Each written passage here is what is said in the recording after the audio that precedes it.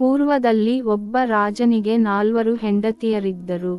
ರಾಜನ 3 ಕಿರಿಯ ಪತ್ನಿಯರಿಗೆ ಅವನ ಪ್ರೇಮಾನುರಾಗಗಳು ಅಧಿಕವಾಗಿ ಲಭಿಸುತ್ತಿದ್ದವು. ರಾಜನ ಮೊದಲನೇ ಹೆಂಡತಿ ಅವನನ್ನು ಬಹುವಾಗಿ ಪ್ರೀತಿಸುತ್ತಿದ್ದರೂ ಸಹಾಕೆ ಒಬ್ಬಳು ಇದ್ದಾಳೆ ಎಂಬುದನ್ನು ಗಣನೆಗೆ ತೆಗೆದುಕೊಂಡಿರಲಿಲ್ಲ.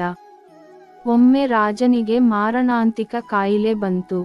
ನನ್ನ ಪರಿಸ್ಥಿತಿ ವಿಷಮಿಸುತ್ತಿದೆ ಎಂದು ಅರಿತ ರಾಜ ಮೊದಲು 4ನೆಯ ಹೆಂಡತಿಯನ್ನು ತನ್ನೊಂದಿಗೆ ಸಹಗಮಿಸಲು ಕೇಳಿಕೊಂಡ.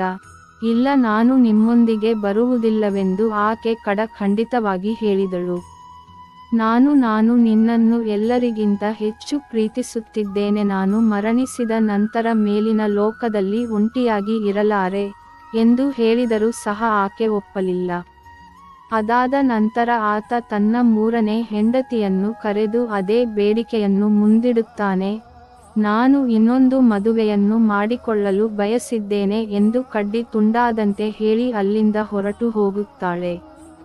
ನಂತರ ರಾಜ ತನ್ನ 2ನೇ ಹೆಂಡತಿಯನ್ನು ಕರೆದು ತನ್ನ ಆಸೆಯನ್ನು ನೆರವೇರಿಸುವಂತೆ ಕೇಳಿಕೊಳ್ಳುತ್ತಾನೆ. ನಾನು ನಿನ್ನ ಬರಹವನ್ನು ಸುಡುವವರೆಗೂ ಬಹುವಾಗಿ ದುಃಖಿಸುತ್ತಾ ಸ್ಮಶಾನದ ವರೆಗೂ ಬರುತ್ತೇನೆ. ಅದನ್ನು ಮೀರಿ 1 ಅಂಗಳು ಸಹ ನಿನ್ನೊಂದಿಗೆ ಬರಲಾರೆ ಎಂದಳು.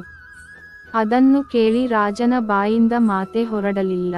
ನೀವು ಎಲ್ಲಿಗೆ ಹೋದರೂ ಸರಿ, ನಾನು ನಿಮ್ಮ ಹಿಂದೆ ಭಯವಿಲ್ಲದೆ ಜೊತೆಗೆ ಬರುತ್ತೇನೆ ಎನ್ನುವ ಮಾತುಗಳನ್ನು ಕೇಳಿ ರಾಜ ತಲೆ ಎತ್ತಿ ನೋಡಿದ. ಎದುರಿಗೆ ತನ್ನ ಮೊದಲನೇ ಹೆಂಡತಿ ಕಾಣಿಸಿಕೊಂಡಳು. ರಾಜ ಪಶ್ಚಾತ್ತಾಪದಿಂದ, ನಾನು ಅಸಲಿಗೆ ನಿನ್ನನ್ನು ಲೆಕ್ಕಕ್ಕೆ ತೆಗೆದುಕೊಳ್ಳಲಿಲ್ಲ, ನನ್ನನ್ನು ಕ್ಷಮಿಸು ಎಂದು ಹೇಳಿದ. ಮೊದಲನೇ ಹೆಂಡತಿ ತನ್ನ ಮಾತಿನಂತೆ ರಾಜನೊಂದಿಗೆ ಸಹಗಮ ಮಾಡಿದಳು.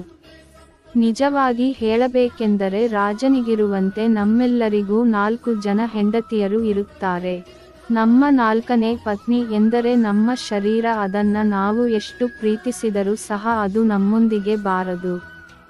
ನಮ್ಮ 3ನೇ ಪತ್ನಿ ನಮ್ಮ ಆಸ್ತಿ, ಸಂಪತ್ತು. ನಾವು ಮರಣಿಸಿದ ಕೂಡಲೇ ಅದು ಇನ್ನೊಬ್ಬರನ್ನು ಆಶ್ರಯಿಸುತ್ತದೆ. ಇನ್ನು 2ನೇ ಹೆಂಡತಿ ಎಂದರೆ ನಮ್ಮ ಕುಟುಂಬದ ಸದಸ್ಯರು ಹಾಗೂ ಬಂಧು ಮಿತ್ರರು. ಅವರು ಕೇವಲ ಸ್ಮಶಾನದವರೆಗೂ ಬಂದು ನಮ್ಮ ಶರೀರವು ಸುಡುವವರೆಗೆ ಮಾತ್ರ ನಮ್ಮೊಂದಿಗೆ ಇರುತ್ತಾರೆ. ಇನ್ನು ಉಳಿದಿದ್ದು ಮೊದಲನೇ ಹೆಂಡತಿ ಎಂದರೆ ಅದು ನಮ್ಮ ಆತ್ಮ, ಯಾವಾಗಲೂ ಜೊತೆಯಲ್ಲಿ ಇರುವಂತದ್ದು, ನಿತ್ಯವಾದದ್ದು, ಸತ್ಯವಾದದ್ದು. ಆದ್ದರಿಂದ ಆತ್ಮತೃಪ್ತಿಗಾಗಿ ಬದುಕುವುದು ಮೌಲ್ಯಯುತವಾಗಿದೆ.